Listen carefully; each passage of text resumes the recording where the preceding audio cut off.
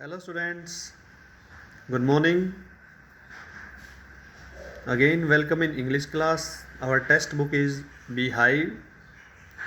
I am Hirlal sir from MLP International School Rajpura, and we are going through our third chapter, The Little Girl, and we have completed up to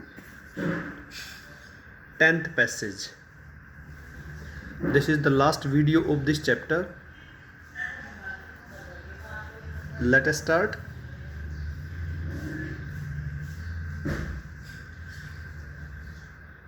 एक बात मैं आपको बता दूं बेटा, ये 10th जो पैसेज है मैं आप लोगों के लिए दोबारा करने जा रहा हूँ, आपको समझ में आएगा। देखिए, what will I do if I have nightmares. इससे पहले पैसेज में हमने देखा कि जो उनकी जो मेड है उसने केजिया को उसके बेडरूम में लिटा दिया। उससे वो क्या कहती है, अकेली थी। What will I do if I have nightmares, she asked, उसने पूछा अगर मुझको डरावने सपने आए तो मैं क्या करूँगी। आई ऑफन हैव नाइटमेयर्स, अक्सर मुझे डरावने सपने आते हैं। And then granny takes me into her bed, और जब मुझे सपने आते हैं तो दादी माँ जो है अपने शयन कक्ष में यानी अपने बेड पर मुझे ले जाती है। आई कांट स्टे, मैं रह नहीं सकती हूँ। इन द डार्क, अंधेरे में। इट्स ऑल गेट विस्परी, और यहाँ पर हल्की फुल्की, विस्परी का भी मतलब है काना पूछी, यानी हल्की फुल्की आवाज़ें आती रहती है। You just go to sleep child, said Alice. Alice ने कहा तुम चुपचाप सो जाओ बच्ची। पुलिंग ऑफ हर सॉक्स, और ये बात उसने उसकी जो रब्बे उतारते हुए कही। एंड डोंट यू स्क्रीम, और चिल्लाओ मत। एंड वेक यूर पुअर पा, और अपने बेचारे पापा को भी मत जगाओ, यानी तुम चिल्लाओगे तो तुम्हारे पापा जाग जाएंगे। But the same old nightmare came, लेकिन उसी वक्त वही जो डरावना सपना था उसे आया। क्या सपने में आता था बेटा, द ब्यूचर्स, एक कसाई होता था, विद ए नाइफ, एक चाकू के साथ, एंड ए रोप, और एक रस्सी के साथ। Who came nearer and nearer, जो उसके नज़दीक और नज़दीक आता था।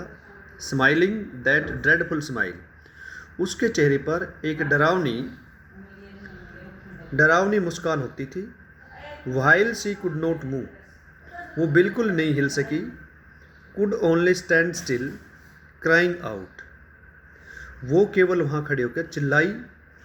ग्रैंडमा, ग्रैंडमा, यानी दादी माँ, दादी माँ।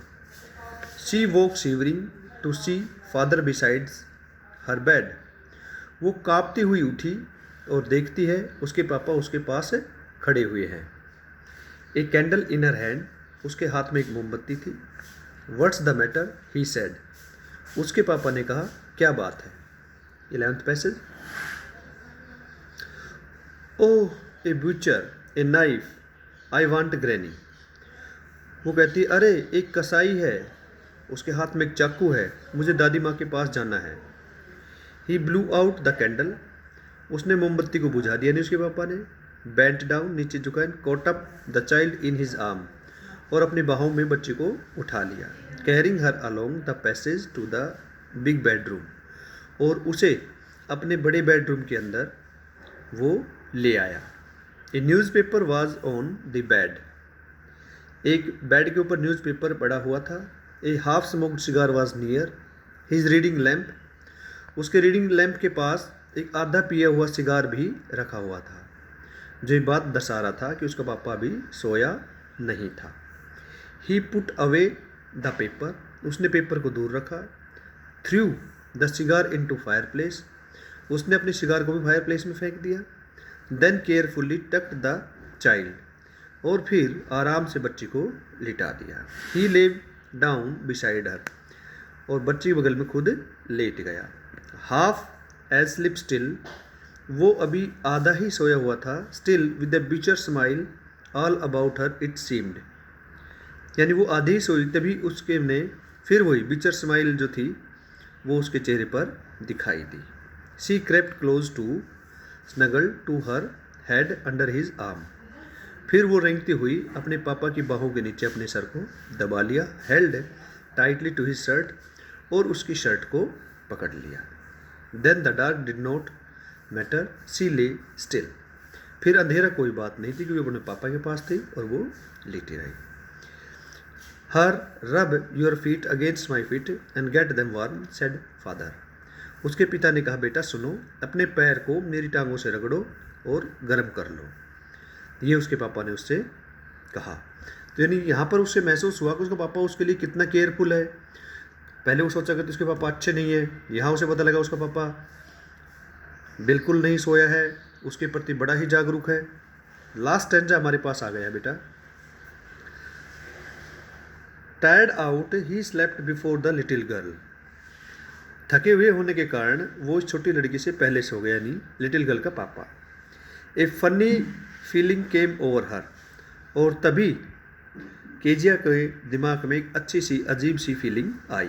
पुअर फादर, बेचारे पापा, not so big after all, not so big after all, बेचारे इतने बड़े हो गए हैं, and with no one look after him, इनकी देखभाल करने वाला कोई नहीं है।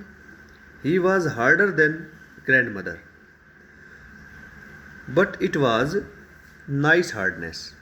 ये दादी माँ से कहीं अधिक हार्ड है, परंतु इनकी जो शक्ति जो है, इधर देखिए, ये अच्छी है। And every day he had to work and was tired to be a Mister McDonald. और वे प्रत्येक दिन कठिन परिश्रम करते हैं और मैकडोनाल्ड से भी अधिक थक जाते हैं। She has torn up all the beautiful writings, और वह उसके लिए सारी जो सुंदर चीज़ें जो है, उसकी जो हैंड राइटिंग जो थी, यानी जो उसका स्पीच था, वो उसने फाड़ डाला।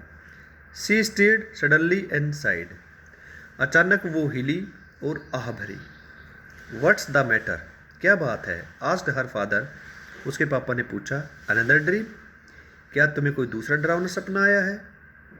ओह, सेड द लिटिल गर्ल, अरे हाँ, छोटी लड़की ने कहा।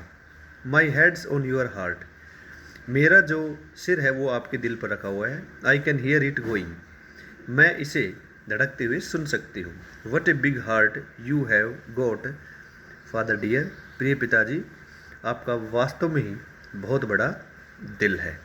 यहाँ पर चैप्टर फिनिश हो गया है, और आप लोगों ने देखा कि किस तरह से बेटा केजिया का जो माइंड है, दिमाग जो है, अपने पापा की फीलिंग्स के प्रति कैसे चेंज हुआ। उसे लगा कि हार्डनेस जो है वो बहुत ही उसके लिए फ़ायदेमंद है। तो यहाँ पर हमें पता लगा, जब पापा कभी भी बच्चों के प्रति हार्डनेस अपनाते हैं तो बच्चों को कभी भी बुरी फीलिंग नहीं लानी चाहिए। ये सब उनके भले के लिए ही होता है। तो ये चैप्टर हमें एक मैसेज देता है।